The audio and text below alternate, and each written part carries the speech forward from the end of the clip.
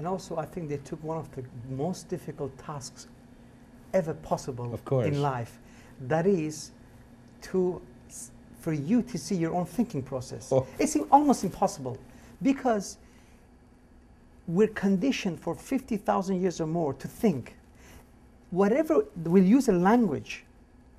As soon as we use the language, we're using the left part of the brain, and that's the home country of thought. So we're suspended in language.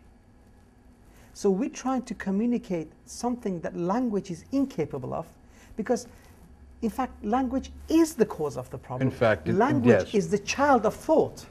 The Right. way we use nouns for everything, Tahir, Bill. Whereas in life, you're billing, I'm Tahiring, there's constant process. There is this movement, and our language full of nouns, and it's poisoning us. So how do you speak about totality, and you're using language, you have to, because otherwise there's no communication, by the wrong medium. And so they tried all their life to do, I really think, one of the most impossible tasks. And you were absolutely right, and I got quite a lot of inspiration from your own thing when you said, Tahir, when they were doing dialogues, they were themselves investigating. They were investigating their own thought processes. They were learning. Absolutely. They were not teaching. Right. They were in a great state of energy, trying Right. to observe their own thought process and see and catch the thoughts. And this continued even after Krishnamurti died, and David had those Ojai seminars exploring the nature of consciousness. And over a 7-year period, he went into all the things we've discussed today and introduced a notion that is really revolutionary. Krishnamurti's form of meditation is not like what most people think of meditation to be. Most people who meditate, they sit down quietly, and perhaps, for example, the Maharishi would, someone would pay the Maharishi a few $1,000s, and he would be given a mantra. And by repeating this mantra over and over and over again, you were supposed to go into some form of meditation. And Krishnamurti once said, you could repeat Coca-Cola over and over again, save yourself a couple of $1,000s, and you'd go into that same dull state, or take a Valium. So the whole notion of that form of meditation, if you will, is really concentration. It's a form of self-hypnosis, and you'll see wonderful things, and you may even get up and feel refreshed. But his meditation is of an entirely different nature, where the first form excludes, you concentrate. Krishnamurti is suggesting that true meditation, you exclude nothing. You pay attention to absolutely everything that's happening all around you. You hear everything, you exclude nothing. So it's attention that is the core of that form of meditation. And when there is total attention, there's no me. There's no center concentrating. There is only observation, total observation. Now, David knew that.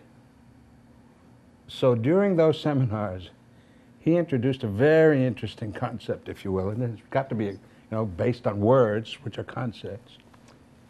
He, through Gibson, man I mentioned before, we have always known that there's a thing that the human body is capable of called proprioception. Sherrington received the Nobel Prize perhaps for it, Sir Charles Sherrington, where he discovered that when I do this, there's a physical capability that allows my hand to move here and move this cup.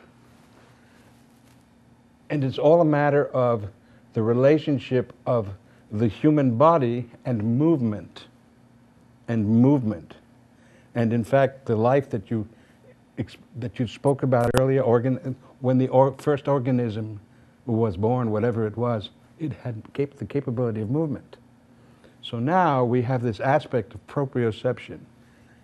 And David suggested to himself, well, if this makes it possible for us to move, and if in fact thought is a form of movement, then perhaps it would be possible to investigate a possibility of what he called the proprioception of thought, the proprioception of the thinking process. To pay it, just as when I have the intention to do that, all that takes place through the energy we call attention, then perhaps we could pay attention to the process of thought itself. And by so doing, without judging it, pay attention to it and see the fragmentation in operation.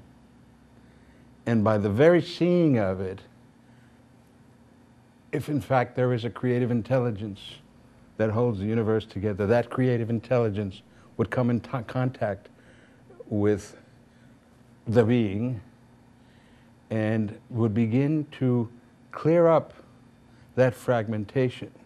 And to take it to the next step, if that was happening, then the brain cells themselves, which store the fragmentation, could be cleansed.